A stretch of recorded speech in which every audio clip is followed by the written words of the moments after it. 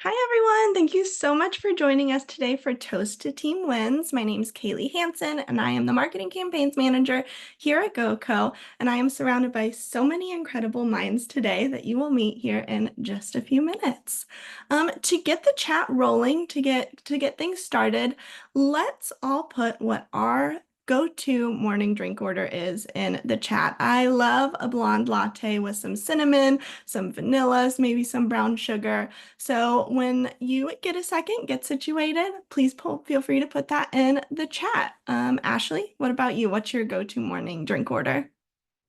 I also love a latte. I've been a big fan of lavender lattes lately. Oh, I love that. I love lavender anything. Lavender, hibiscus, all great flavors. What about you, Lee? What's your go-to order in the morning? No, this is really vanilla of me, but it's water. It's just a good old cold water. I'm very sensitive to caffeine. In fact, today was one of those days where I had a half a cup of coffee and then now I'm just like, oh my gosh, totally regret it. So I don't know what's wrong with me. It's a weird founder trait to not like coffee. I love that. I wish that my go-to drink order was water. I would be it would be so I'd drink so much more water if that was the case. What about you, Rodrigo? What's yours? Me, plain and simple, black coffee. I'm not a very morning person, so like nobody talks to me until I get my first coffee in the morning. And yeah, it just boosts me up. Yeah. I love that. I love the juxtaposition between all of our go-to orders. I see a lot in the chat too, a lot of tea. I have British heritage. I love a good cup of hot tea in the morning. Some macchiatos, Mountain Dew, Jacqueline. That I love that answer. That's amazing. We have a lot of different answers. So thank you. Please feel free to keep putting that in the chat. Throughout the webinar, feel free to engage in the chat, ask questions, share comments. I will be monitoring it throughout. And with that, let's get some housekeeping things out of the way before we start our presentation. So I will be sending out the recording and the slides after this webinar, so feel free to be on the lookout for those. Additionally, I will share the SHRM and HRCI codes a little bit more towards the end of the webinar. If you do have any questions, feel free to put them in the little Q&A at the bottom of the Zoom. And with that, we will get started with some introductions. So Lee, Rodrigo, Ashley, if you don't mind each giving a little bit about yourself as well as each of your companies, that would be amazing. And we will start with Bucketlist. Perfect. Thank you. So, hi everyone. I'm the manager for customer success here at Bucketlist Rewards. I get to work with some awesome companies to help them build the best workplace cultures in the world. We are rewards or recognition software. So if you're looking for meaningful ways to celebrate your team, no matter the budget, we got you covered. Our platform has been ranked the #1 easiest to use and the highest net promoter score in the industry. And we partner with organizations of all sizes globally, help them reduce turnover and create high-performing recognition programs with their teams. And this was actually an ask from our CEO. So if you're not quite ready for a rewards and recognition platform, but still want to support, I think, Kaylee, you're going to share our CEO's LinkedIn profile. He's offering limited number of one-on-one workshops tailored to your organization to ask any questions. So yeah, please feel free to message him directly through LinkedIn. Amazing. Thank you so much for that, Rodrigo. Next up, Confetti with Lee. Do you mind giving a little bit more about Confetti and yourself? Yeah, of course. Hey, everyone. It's so great to meet you all today. I'm Lee. I'm the founder and CEO over at Confetti. And Confetti is the easiest way to discover, plan, and book unforgettable virtual and hybrid employee experiences, everything from hosted games, shippable classes, and we're the only platform to really take care of the entire event planning process end to end with a happiness policy. There's truly something for everyone. We're trusted by nearly 10,000 companies, and we've done events for 1.5 million employees. And I'm considered one of the world's experts in employee culture and event planning.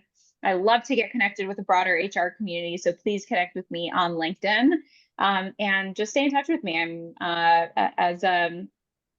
want to connect. And just a small little side note of a little fun fact about me, but I'm also a new mom. So if any of y'all are want to talk about balancing motherhood and work, I'm here to chat. I love it. Thank you so much, Lee. And last but not least, Ashley with GoCo. Thanks. Yeah, so I'm Ashley Widener. I'm a director of marketing here at GoCo, and I also chair our Spirit Committee, which is a group of employees that champions employee recognition and events and things like that. So anything related to this topic is near and dear to my heart. But GoCo is an all-in-one HRIS for small to mid-sized businesses. We do everything from employee documents to payroll, ben admin, reporting, surveys. We could go on and on about our features, but if you're looking to upgrade your HR software, definitely check us out. Amazing. Thank you so much, everyone. Super excited to have you all on the call today. And thank you to everyone who is joining. And with that, let's get started. So I am actually going to open us up with a poll. That way we can kind of get a good sense on our side of what our audience looks like when it comes to how your work arrangements are. So if you don't mind answering the poll, what is your current company's work arrangement? Is it fully in office, hybrid, remote, North America only, or remote global? All right, we have these answers rolling in so quickly. I always feel like I can cheat a little bit because I can see the answers coming in before we share the results, but I will let this go on for just a couple more seconds. Lee, Rodrigo, Ashley, while we're waiting, are y'all's companies in office, hybrid? I know with GoCo, we are fully remote, and we have employees all over the world, but what about you, Lee or Rodrigo? We're also fully remote. So it's a trend that I think is very much here to stay. Definitely. Yeah, and we are also fully remote. But we do have memberships for co-working spaces. So like for me, once a week, I would go into a co-working space and meet up with a couple of colleagues. So that actually helps. I love that so much. Well, it looks like we have people that are dispersed all across in this webinar today. So majority are hybrid, but we also have a good portion that are in office only and then remote and remote global. So that's really great for us to know so that when we are answering and catering our answers, we can make sure to cover everything. With that, let's actually begin the questions now. So I am going to open it up with our first question, which is, as the year winds down, as we think of 2024, what creative or meaningful ways have you seen companies really celebrate their employees? And this can be across, multiple budgets. I know that that is in our title as well. So it doesn't have to just be specific to one size or one group. With that, Lee, can you maybe start and kick us off? Yeah, of course. So something we specialize in and see a very high amount of is obviously holiday parties, which is kind of the cookie cutter answer. But there's a lot of really unique things that you can do within the holiday party ecosystem. And one of the things that I often encourage with companies with maybe slightly lower participation rate is to do a +1 experience. So letting them doing a cooking class and letting them invite their roommates, their significant other, their kids to come participate. And that really humanizes the workplace and really kind of shows us all that we're all just people who are working together. And then another two things is offering wellness days. So just expanding your end of the year days off and just really letting people disconnect, and just also maybe people have different religions that they want to celebrate, so kind of giving them that opportunity to take time off for the ones that they celebrate. And then the last one that I would recommend is doing a year-end in review, kind of like a Spotify Wrapped. You can turn this into a little video or a PDF presentation. So that's my free meaningful creative idea where take photos and aggregate photos from throughout the year, aggregate celebrations and big wins, call people out that have made a significant impact. This is a really good time to just kind of showcase where the year has ended and what y'all have done. I love that, Lee. Thank you so much. Rodrigo, I know that Bucketlist is all about celebrations, gifting. What is your take on this? I mean, I'm sure you have seen many creative and meaningful ways that companies can really celebrate their employees. Totally. And just to Lee's point, the +1 idea is actually very powerful. Like I always mention to customers, when you tie in the emotion to the reward itself or the recognition itself, it's super powerful. And have your +1, your meaningful, significant other there, it's super powerful. But yeah, I've seen a lot of very creative things, some with little budgets, some with extremely high budgets. But it's something that I do recommend is whenever you celebrate this sort of things is to give the gift of choice. And the reason is one size does not fit all when it comes to a reward. And then also the budget, right? But personalizing rewards to fit individual preferences can make them more impactful. Whether it could be a gift card to the favorite store, extra time off, an experience that they love. But basically tailoring the reward shows that you've actually put a thought into recognizing their contributions. And probably Lee will identify here, but if I give you a Starbucks gift card, probably you're not going to want that, right? So that's just an example of how you tailor, how you know that one size does not fit all. And I've seen customers sometimes they give a Uber Eats gift card to an employee, and Uber Eats is not available. The service is not available in their area, or a $500 Costco gift card, and you need a membership for it. So I think it's that tailoring the gift, it's actually super powerful. So the gift of choice, it's for me one of the most successful things to do. I love that, Ashley. I know that we have faced especially that answer or that part of the answer to Rodrigo's question with just having people dispersed all over the world. How do you take on this question? Yes, it can be challenging. We have a lot of employees in Brazil, which in particular, in my experience, is extremely hard to get anything, even a gift card. It's very hard to gift. So you kind of have to think outside the box. And it can be, everybody, I would say everybody generally likes getting money as rewards too, but that doesn't have that personalization in it or that gift of choice. So some of the things that we've done are kind of gifting money, but instead of having it be a generic thing, you can tailor it to different themes. So we've done, a wellness celebration, like go treat yourself, go take care of yourself and expend something wellness. So it still can be a bit generic, but you're trying with the resources that you have if it's hard to get to people. But I want to talk about the themes that came up in both answers of this personalization and focusing on the person, because I think that is truly the hallmark of at least our philosophies from talking, and I think a really good recognition program.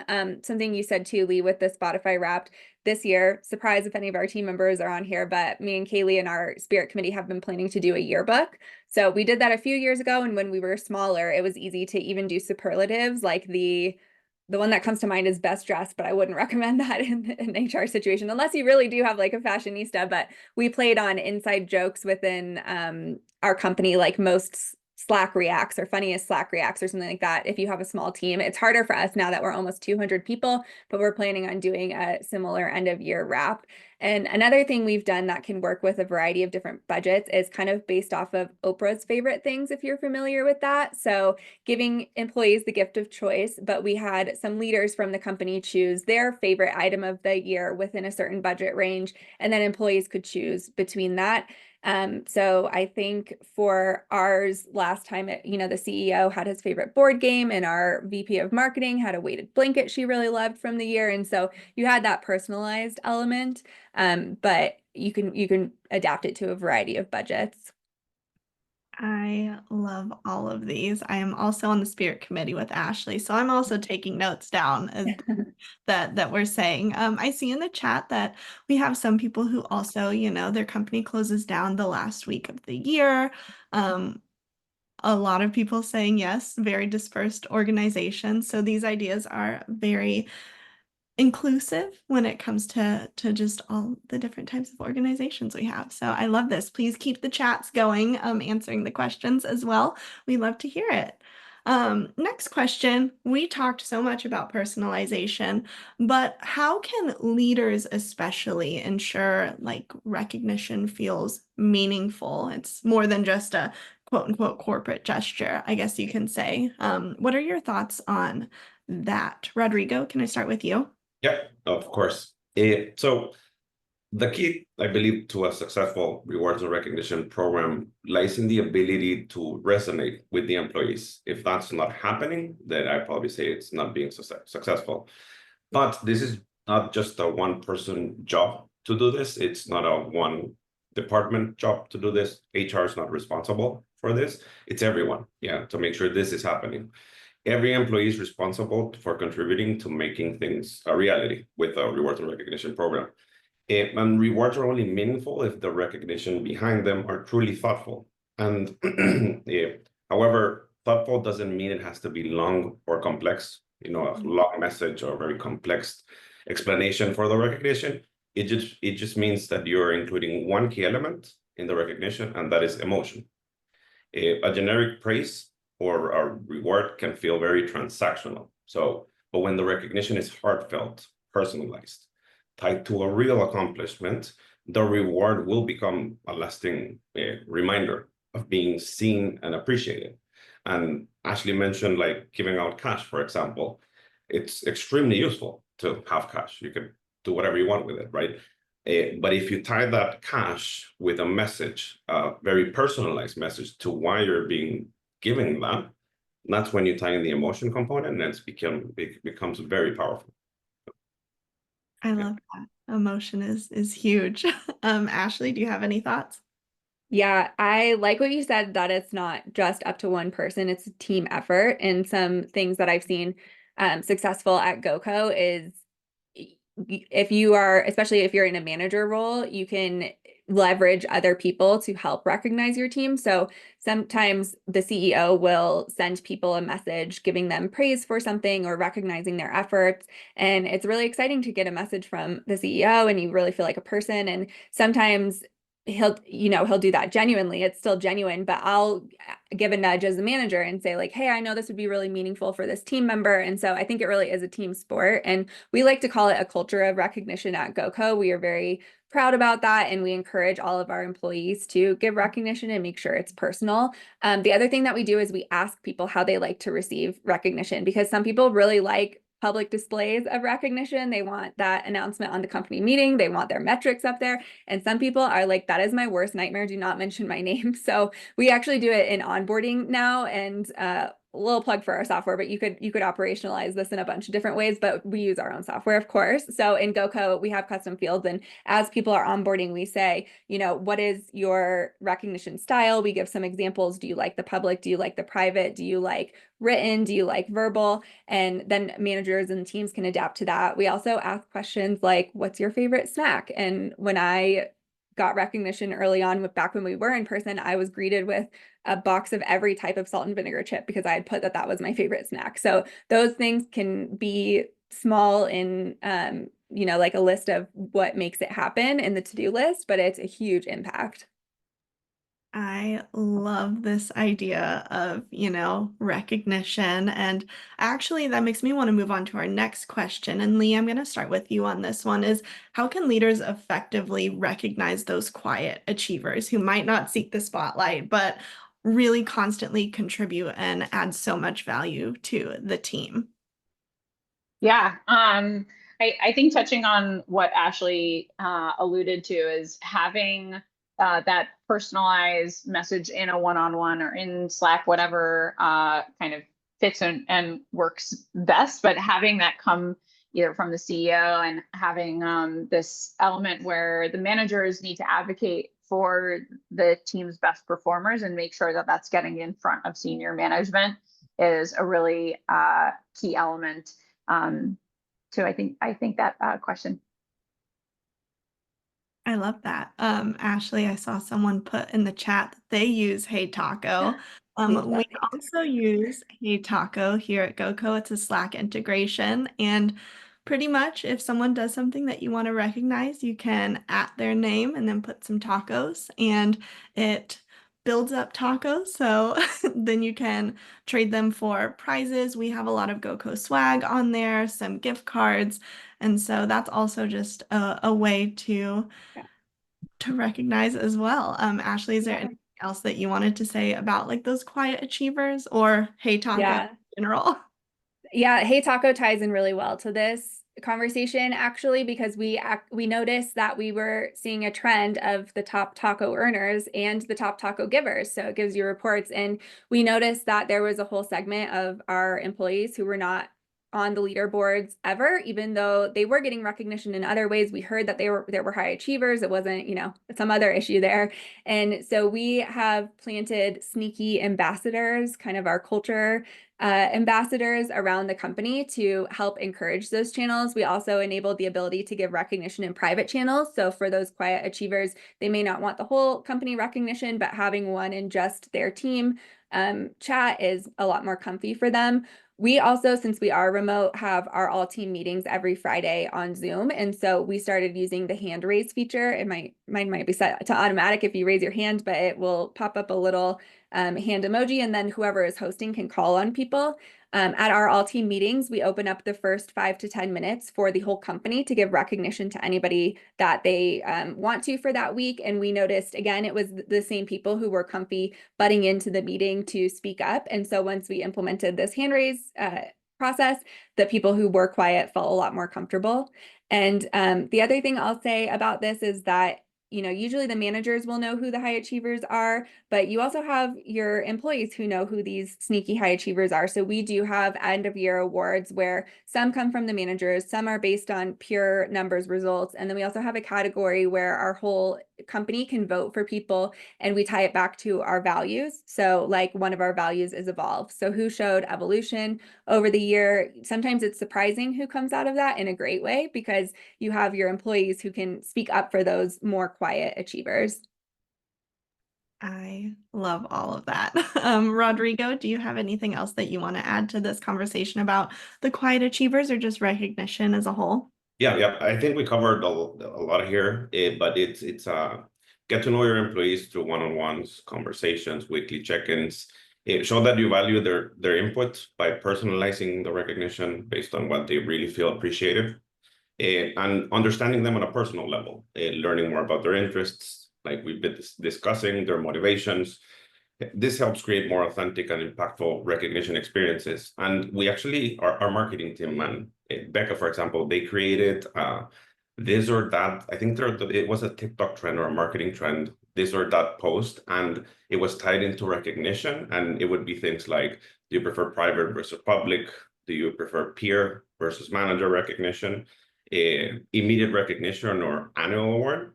And then also like ask what kind of rewards they like to receive. And it was just a very fun and creative way to tie all this into like one post, pretty much. Yeah. I love that, because then it just gives like very easy, simple options, Yeah, which exactly. is nice and not overwhelming at all. So I love that. Lee, I saw you post in the chat a little bit ago about recommending including quiet achievers in leadership decisions through one-on-one combos. Can you touch a little bit more on that? I'm interested to hear a little more. Yeah, I just feel like one of the things that is like the most, what's the word I'm looking for? Like that like means the most is when people like ask you for your advice and your opinion. Because when people ask for what your thoughts are and includes you in making those decisions, that really is an indication that they think you're smart. They want you around the table. They want to hear what you have to say. And so I just think it's a great tool for those quiet achievers to really feel appreciated when those senior leaders are like, hey, what do you think about this? And like, let's work on this project together. Yeah, that's great. I know that whenever I have some case studies I do with our CEO, and it's just really interesting and really fulfilling to get to have those one-on-one chats with him and learn from him, and also him learn from me and hear from me. So I definitely love that point. So thank you, Lee. We had a question come in the chat from Laconia, and I apologize if I am pronouncing your name incorrectly, but the question was any ideas on helping to celebrate small wins and really just identifying what a small win would be. They said we keep trying and failing, it just isn't happening even though we want it to. So what are y'all's opinions on celebrating and identifying those small wins? Ashley, do you want to go first? Yeah. I think actually I was typing in the chat, but so I'll say it here instead. I think Hey Taco is actually good for celebrating the small wins because it enables you to give taco emoji or a reward. And I know that there's some in the chat that don't use Slack or don't use Teams, or maybe you're in person. And I think you could apply the concept. So it's like a gold star for doing something, and it could be big or small. So it really helps build that culture of recognition. And I think, you know, the transition can be a little funky if you haven't been celebrating small wins, but I think just starting that and creating spaces where those can be recognized, like we do in our all company meeting and with Hey Taco, and just building that into your day to day. Once you make that transition, it becomes easy, and people are a lot more likely to participate and recognize each other's small wins. I love that. Lee, did you have a thought on small wins? Yeah, so I totally agree that this is hard to do in practice. So what I did with myself is every Friday at 9 a.m., I set myself a calendar invite. I'm the only person on that invite, to just remind myself to think about who's the person this week that deserves that shout out.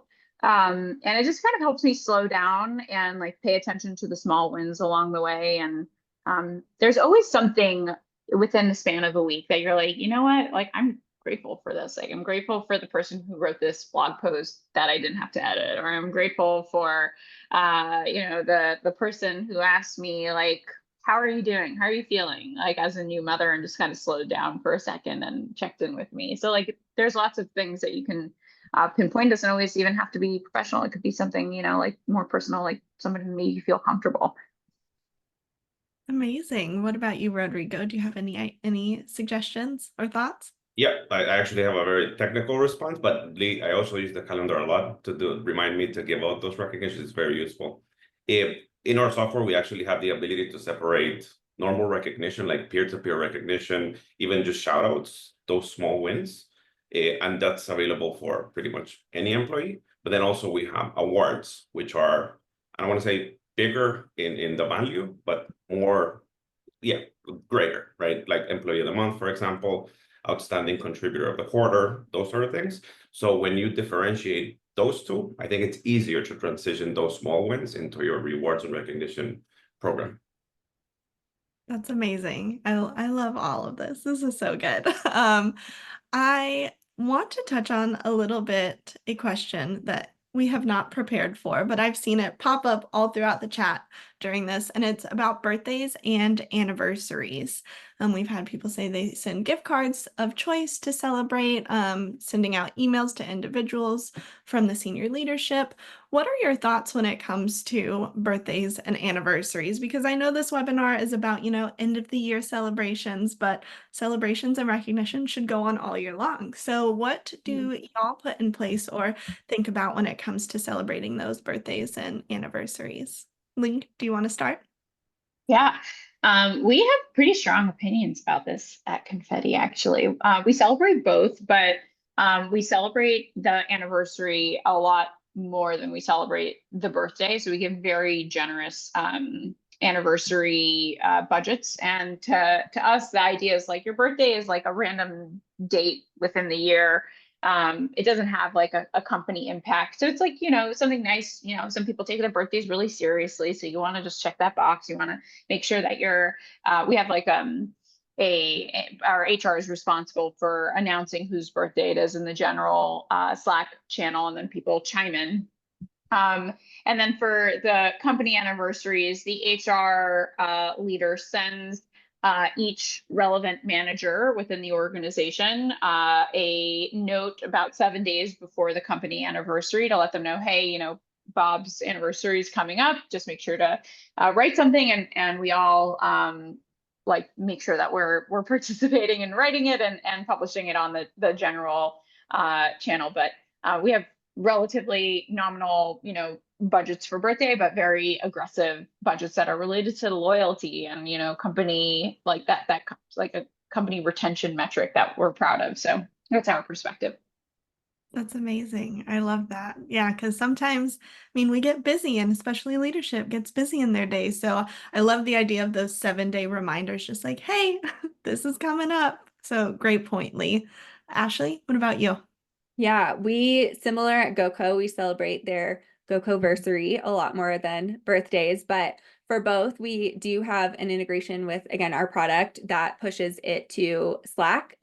We ask for permission, of course, but if the employee greenlights everything, the process would be that our HRIS notifies the whole company, hey, it's Ashley's birthday today, and then people are able to send birthday wishes and comment in Slack. And same with the anniversary. So with the anniversary, in addition to having the all company post, we will celebrate at our weekly Friday all company meeting. It's usually under the Spirit Committee segment. So myself or Kaylee or someone on our committee will make slides that shows whose anniversary and what year it is. And then we also have a tiered approach for how long people have been. Again, like Lee said, rewarding loyalty. So it's a bit of a combination between a standard thing for your anniversary so people know what to expect and it's equitable and all of that, but also ties in those recognition preferences that we ask people about in advance when they're onboarding. So for example, for their, I believe, 4 years, your manager will do a special shout out for you at our all company meeting. And often the managers will have slides, they'll have maybe pictures from their time at GoCo with their coworkers and statistics from their impact if it's relevant, and different metrics and things like that. And it's just really cool to see the impact that everybody's had, and it makes that person feel really special and like they've, you know, they're recognized for the actual difference that they've made. Sometimes people don't want that type of public recognition, so we can adapt it, maybe a private message sent to the manager, but mostly that's about the approach. And then we also ask for permission if we can post on social media. So our Instagram, me and Kaylee on the marketing team, we're the ones who manage it and see the messages. And it's funny because we get the nicest messages from people's family and friends who follow our company. So we like to recognize them, especially on our social media, and we'll post, you know, happy birthday so-and-so. And it's fun to see who's, you know, sisters and friends and families post in like, that's my person. So we like that a lot. I love it. Yeah, it is really fun to see those messages come through. Warms my heart. It really does. Yeah. Rodrigo? Yeah, we do celebrate anniversaries and birthdays, and through our software, we can actually automate everything. Through the HRIS connection, we celebrate milestones, 5, 10, 15, 20, and all those, and a yearly anniversary, and also the birthdays. So they are delivered automatically to the recipient based on the employment start date or birthday information. But the cool thing is the manager gets a notification, and that's when we start seeing the actual engagement, you know, because the system automates the process for HR, but then the manager comes in and puts a comment or something and doubles down on the recognition. And also we have the ability for every employee to opt out of birthday and anniversary awards, just in case if they're not comfortable for that, they can do that. But yeah, it alleviates HR's pressure of handling. I've seen a couple of messages about Excel. We don't like Excel, so yeah. I love that. Yeah, on the topic of, you know, inclusivity and choice, I feel like all of us on this call who are talking are kind of an anomaly because we are all tech companies. So what about workplaces that aren't as, you know, tech focused or tech centric? How do you apply this on all of this really on a broader scope? So, you know, hybrid workers or construction, things like that. I will start with Ashley. Yeah. I know we get this question a lot, and we have a lot of customers who are in those similar fields. So it can definitely be hard to communicate with them. Some of the tech that we mentioned is maybe something that you could get them set up, but I think whatever you do, you need to meet people where they are, because you could be sending them the nicest recognition messages possible to their email, but if they never check email, it doesn't matter because they're not going to see it. So I would say catching them where they are, if you can, when those crossover moments do happen, you probably have to be more intentional about making sure that you're also scheduling those touch points for when you see them. Also, events I've heard have been successful in those areas. We love events when we can get everybody at GoCo together, and back when we used to be in the office. But I've also heard that the tip about including families has been really successful there. So letting them, you know, do a company picnic or something like that, and showing them that, you know, we understand that there's some distance between us on the day-to-day, but we want to see you and we care about you and we want to bring us together when possible.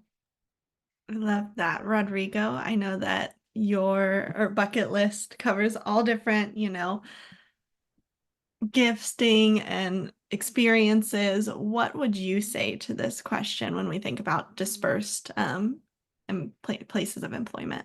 Totally. We talked about one-on-ones, getting to know the employees. Ashley mentioned also capture all this information in onboarding. That's, I think, critical. And it's really important, a very good practice, because then you are able to know how you are going to recognize what to use, what to give, because I've seen, like, I'll give you a very specific example, a holiday award versus Christmas award. Not everybody celebrates Christmas, right? So you need to be inclusive in those sort of things, and you can capture that information in onboarding. You get to know your demographic, also private versus public recognition, you capture all that. And then you have things like culture, gender, role, all that, gift of choice, language, right? So all of that information, if you have it, you could definitely accommodate your rewards and recognition program to that. I love that. Thank you so much, Rodrigo. Our next topic is going to be about impact, but I just saw this question come through in the chat and I had to ask it. So, what are the most successful virtual events in your experience that your employees want to engage in? It's not a need to engage in or required, but that they want to. And Lee, I was actually the other day scrolling through all of Confetti's different experiences. What are some that you have seen be just like really popular amongst people who use Confetti? Yeah, so it changes throughout the year, as y'all can imagine, because there's also like celebrations that are DI related. But going into the holiday season, so our number one bestsellers is our Escape Quest and Coworker Feud. But in the holiday season, there's a very big pickup on experiences that have kits. So it could be anything from like a hot chocolate bomb class to pasta and pizza making class. Again, all things that are also really great to invite that +1 factor, just to make it more inclusive, especially if you're doing events after work and you're like, hey, I want you to participate in this thing at 6, 7 p.m. But a lot of parents will be like, oh my gosh, I can't do that unless my kids are joining. So that's some of them. And there's other things like drag queen bingo, which is a very big favorite amongst the organization as well. I love that. Yeah, Greg put a virtual pizza making class. Tell us more. I would love to do a virtual pizza making class. Yeah, can that be our next webinar? Do that. Exactly. Ashley, I know that you and I plan a lot of virtual events for Spirit Committee together. Do you have any insight that you wanted to talk about? Yeah, two of our biggest that come to mind. The first one is a scavenger hunt. And actually, I'll say both of these it came up from the employees. So that's one of my other tips for recognition, is like let employees play an active role in their own recognition and engagement. So when we hear rumblings about an event that we think we can make happen, we absolutely do. So this was something that our product and engineering team came up with, and it was a virtual scavenger hunt. And they came up with a list of items. We let people sign up and then divided those people into teams. And the goal is basically find the item for your team, post a selfie with it, and then you get points based on that. And it gets really competitive. It's really fun because it checks that box for inclusivity too, because you can see what people's world looks like.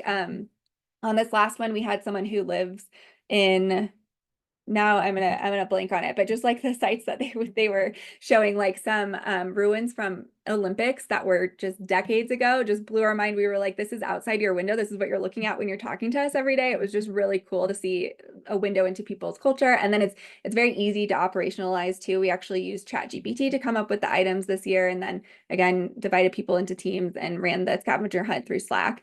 The next one I'm a little biased to this year because I won, but it's Kaylee won one year too. It's our Chief Comfort Officer competition. And this was again an employee-driven event. Someone shared another company's About Us page and said, why don't we have a pet on our executive board? And we said, that's a good idea. Why don't we? So every year now, because pets can only serve 1 year working and then their time is up, we let people nominate their pets. They do a little PowerPoint or a little video, and then the company votes on who the next Chief Comfort Officer is. So if you go to GoCo's website, you will see my cat Link as the Chief Comfort Officer this year. And that's a huge favorite. People ask when the time is coming. Even people without pets want to get involved and see the cute videos and everything like that.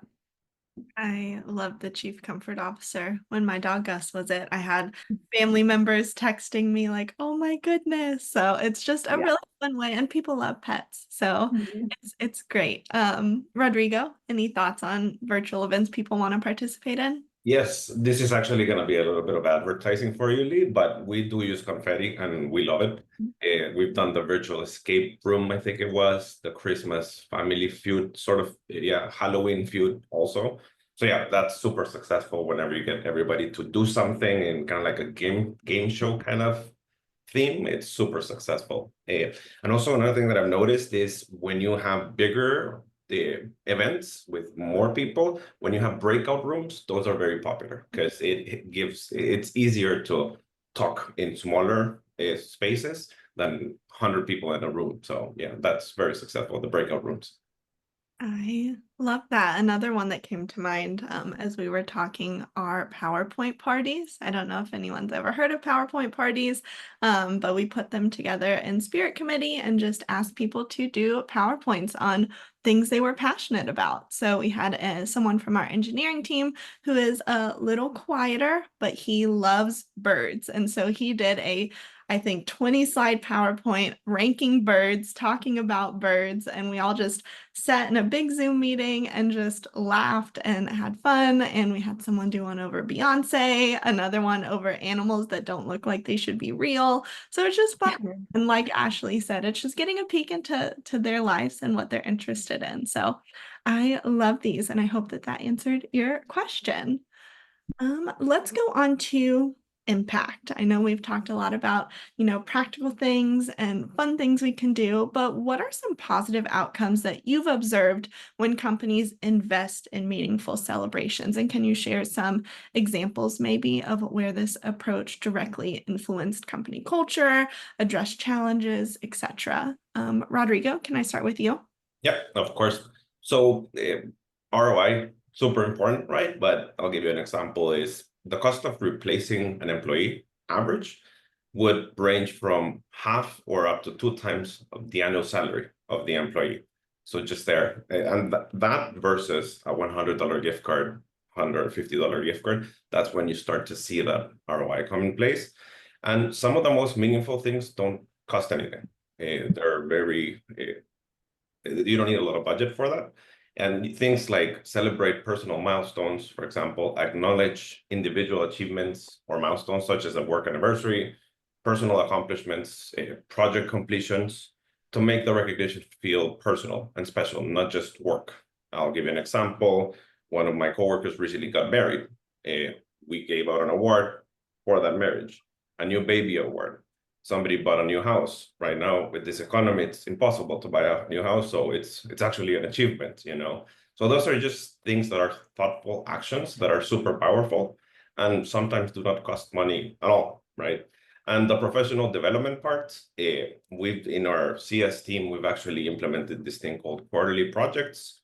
The team member chooses whatever they want to do, work related, to work on that project for that quarter. And it's been super successful. And during a weekly huddle, those projects are highlighted. And some of those projects actually solve a lot of issues, those pain points that nobody wants to do. So it's actually super useful. That's amazing insight. I love that. Yeah, I don't know if we always think about the fact that, these are fun events and fun things we're doing, but they make an impact and more than just, being happy for a couple hours while they're happening. They're lasting impacts. So I love that. Ashley, any thoughts? Yeah, a little bit of a different spin on it coming from the marketing mindset, but looking at the ROI to the business, we have some initiatives that we actually really focus on as a marketing team that are both growing our brand and growing our business, but recognition at the same time. So sharing our people on social media is one that I mentioned because that's going to give your social profiles engagement. It's going to get you a bigger audience reach. And so from a marketing standpoint, that's great ROI if we have our own employees being ambassadors for our brand. Some of the other things that are recognition programs that directly boost the business is a refer a friend program. Our employees are eligible for that. We launched it officially this year. And so we promote it to our customers, to influencers, things like that. Please, share our brand with your friends, but our own employees. My stepdad signed up for our service before we had our recognition program, of course, but I love where I work. I love our product. So I want to share that with my family. And by extension, they can use it in most of our cases, at least most businesses can use ours. And then also with referral programs for hiring. So when you're hiring for a role, we have a bonus for people who refer. So I think that's another way you can have ROI for a recognition program. And then the last thing, tying it back to the business objectives, is related to the marketing ROI too. So we have programs in place that encourage employees to share about our brand on their social media. And we do fun contests where it's like, we just released this piece of content, or this webinar, share a post promoting that Ashley's speaking on this webinar, and everybody who shares gets entered to win a gift card. And that's actually funded by our marketing team at GoCo because it's a marketing initiative, but it ties very closely with that employee recognition and rewards for sharing the brand. That's some great insight, Ashley. Thank you. Lee, any thoughts on this one? Yeah, so echoing what Rodrigo and Ashley said, retention is a line item that sometimes is hard to detect from like a financial P&L perspective, but it exists. It's a real problem. I'm sure we've all like had someone that was really important to the company leave, and like all the knowledge that comes with it. And so there was a stat, I don't want to actually just throw out the number, but basically the main kind of factor of the stat is that when you have friends and a friend at your job, and there's like a feeling of that camaraderie, there's a much higher likelihood for employees to stay. And one of the folks in the chat here, Gregory, mentioned that the cross-departmental teamwork really skyrockets and people stop using the sentence like, oh, that's not my job. And I think what team building does is it's like a memorable moment within the organization. You can really feel when you have a successful event, that buzz that stays with the team for that day, that week, that month. And then even like a year, 2 years later, when people are like, hey, remember that PowerPoint party that we did with the weird animals? Like, like those things like stick within the culture. And it just humanizes the workplace, where that, that boss that you felt like was a little mean, and now all of a sudden you're playing trivia with them and they're funny, and you actually get to see like their sense of humor or like something personal about them that, again, just humanizes us all and brings a new perspective that I think is kind of, you can't just quantify it. I love that humanization approach with this question. That's really interesting. When it comes to making sure that like things do stay fresh and exciting, how do you ensure that? How do you avoid that check the box routine of, oh, we did this event, we did this thing, we did this celebration, it's done, now we'll just wait till next year? How do you keep things fresh and exciting? Ashley, I'll start with you. Yeah, I think asking people is the best way. So we send surveys out after all of our events or engagement moments and just ask people what they think. Did you like this? Is this something we should do again? How can we improve it? We also see, related to the question of which events do people want to attend. If it's something like that, we'll keep it. We've had plenty of events that were fun, were enjoyable, but not a crowd favorite. So we will move on from those. So it's a bit of a pulse check. And then just keeping head of what's changing in the world, in your business, in your industry. We at GoCo made the shift from in-person to remote. And so a lot of things that we were doing wouldn't work. And that's a pretty drastic, big shift, but there can be smaller shifts within your culture of, maybe people aren't interested in a certain thing, or one thing we've been doing recently is playing around with AI. So we'll have some moments where it's like, submit what your dream house would be. We'll make an image with AI and then you can guess who it is. So it's an engagement moment, but you can do that for different awards. We've done it for, tell it about this person and give me like a funny award, just as a smaller engagement. And so that is something we wouldn't have done a year ago because we weren't using ChatGPT as much. So I think just really tuning in and paying attention to shifts is how you can keep things fresh. I love that. Lee, did you have any thoughts on keeping things fresh and not just checking the box? I have a lot to say on this topic, but essentially, I think there's one main important theme, which is you have to remember that culture has a few different levels to it. So you have like a team level, a departmental level, a company-wide level, a cross-departmental level. You have like the new hire orientation kind of a bunch. You have DEI groups. And so you want to be able to diversify your experiences by tapping into these different cultures and actually rotating amongst them. On top of that, just hopefully a plug, but it's a non-commitment plug. We can actually help you put together an entire journey of experiences that are themable to your organization. So just like an example of that, but let's say you're a pet food company, like you're gonna want to celebrate National, Pet Day or Dog Day. And there are experiences that you can do to like put that into the theme of the culture, right? Like we have like a guest the pet, we have like a dog treat making class, which is always cute to see all the puppies join the screen. And those things will also tie it back to your company culture, but also staying consistent, repeating by playing around with different types of cultures within the organization. I love that. I know that Rodrigo, we talked a lot about cultures and, making sure people feel involved during our prep session. What are your thoughts on this, making sure that people feel, engaged and it's not just a check the box thing? Yeah, totally. And simple answer, it's ask the employees, as Ashley mentioned, one-on-ones.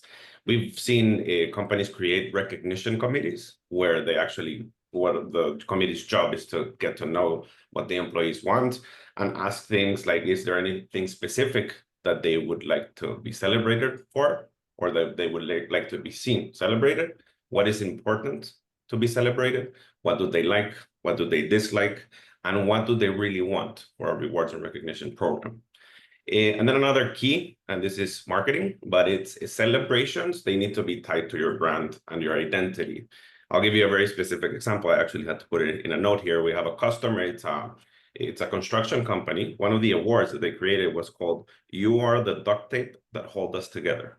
And it's an award that's given to an employee that helps with the camaraderie and teamwork. So having that identity into your program, it's key, I love that. Before we move on, this is a really big topic. So does anyone else have anything that they want to say? Yeah, I actually wanted to comment that I think it's more about just keeping the activities fresh as well, but wanted to say, especially with some of the examples we've given, that it's really important to think about who's getting recognized, especially when things are public. So for example, we have end of the year awards as well, and you will often see the same faces because, for example, with sales teams, if you have a top sales rep, it's really cut and dry who is hitting those numbers and there's not much wiggle room, but you do want to make sure that you're recognizing other people because maybe another sales team member's numbers aren't as great, but they worked really hard and, things outside their control fell through. So that's where our awards that I mentioned earlier about tying them to our values and having the company vote is that it's not as cut and dry as the numbers. So you can recognize those top performers, but you're also making sure that you're recognizing people across the board and keeping that fresh. I love that. I kind of want to use your answer then to piggyback onto our next question, Ashley, which is just looking into 2025. How can organizations keep the spirit of celebration, appreciation alive throughout the year beyond just that end of the year celebration? And I'll start with you. Me again. Yes. I think, no, that's okay. I think we gave some examples with, the birthdays and anniversaries. That definitely helps because those will hopefully be spread out throughout the year. But I think I'm going to go back to this culture of recognition concept and really just creating moments for your employees to recognize each other helps because that'll take it off of you and your managers to be the only ones that are recognizing, and it'll weave it in so that it's a common day-to-day thing. I put this in the chat too, but just an example of one of our teams, they will do almost, I think it's daily now. It started with weekly. At the end of the week, we've been feeling a little disconnected because we're remote. So let's put our accomplishments in Slack, and it's just a quick bullet bullet pointed list of these are the things I'm proud of. And that has created a way where that team really took to it, the employees themselves, not just the manager. And so it's a way for accountability, but then they're celebrating the small wins every single day. So I think working it into your culture is the best. Amazing. Lee, Rodrigo, did you have anything you wanted to talk about year-round celebrations? Rodrigo, I'll start with you. Yeah, perfect. We've actually seen when you begin the year, you need visibility, you need clarity of where you need to go to achieve things. So creating rewards based on KPIs is actually super successful. You can challenge managers to create and lead recognition initiatives with their teams. For example, feature a manager spotlight section to showcase exemplary leadership, but then also employee performance. And our marketing team actually created some achievable awards, basically awards that could be claimed by the employee themselves. And those are tied to behaviors that are very valuable because they will help the company achieve goals of more lead generation, innovation through AI, and automating tasks. And like, for example, the name of the awards, it's an AI Innovator Award and Automation Wizard Award. So those kind of things, it ties in the actual KPI or the goal to the recognition culture itself. I love that. Lee, did you have anything you wanted to end us on with this question? Yeah, I think just goes back to kind of the last answer, which is creating that year-round program, thinking about what are the themes monthly, quarterly, annually, figuring out what kind of your small, medium, and large events are, rotating amongst team, departmental, and company-wide. And that will really kind of help keep the spirit of celebration and appreciation alive throughout the year and not just be like this bookend to the end of the year, which is kind of like a mistake that I think I see a lot of companies make is just doing the holiday party or just doing something like at the end or the beginning of the year. That is super important. I know that at GoCo, we normally do a end of the year party, but we're actually moving that more towards the beginning of next year, just because it was stressing employees out during the holidays, having to leave their families. And so just trying to not only, account for all of those concerns, but also just making it that year-long celebration. So I love that. I'm kind of going to multitask here. So I am going to launch a poll asking if anyone would like to hear more about Confetti Bucketlist or GoCo. But while we have that poll launched, I'm going to ask each of you as we wrap up, what is your one piece of advice that you'd give to leaders looking to celebrate with impact? And Lee, can I start with you? Can you actually repeat it one more time? Yeah, for sure. As we wrap up, what's one piece of advice that you'd give leaders looking to celebrate with impact? I think just it's a theme for today, but like making it personalized, like having active listening, checking in with people, and just like making it happen, making sure that it's like authentic and heartfelt. I love that. Rodrigo, can I go to you next? Yeah, for sure. I actually have two pieces of advice here. Is one, communication is key. And this doesn't have to come only from HR. It comes from every level in the company, but communicate things. Share the company vision. Share how the rewards and program works. How can you achieve awards? How can you get recognition? So yeah, communication. And also have a program in place that's easy to use, that it's inclusive, available for everybody to recognize. Freedom is a key factor for a successful rewards and recognition program. Employees can be recognized, they can provide feedback, and they can choose how they are rewarded with. And we actually offer that. So if you're interested in Bucketlist, please reach out to us. I love it. Ashley, would you like to end us? Yeah, my advice is to just go for it. A little bit of a done is better than perfect concept, but I think it's the ideal situation that we all want to be in, to have a really thought out program and have these calendars and everything planned and all of that. But just start with a little piece of it, at your next all team meeting, say, we're going to start this meeting with the first 5 minutes doing shout outs for small wins from the week. And my other tip specifically for that is call in some friends and plant them to kick it off to get people going. But yeah, just start with something small and it'll build from there. I love it. I have taken away so much being a co-chair on our spirit committee, but it's also just great to hear about all of these different things that we can do across different, company sizes, company budgets, free, virtual, in person. So thank you all so much for all of this. And thank you all so much for joining us today. And I hope you have an incredible rest of your week. Thanks, everyone. Thank you. Bye-bye. Thank you. Bye.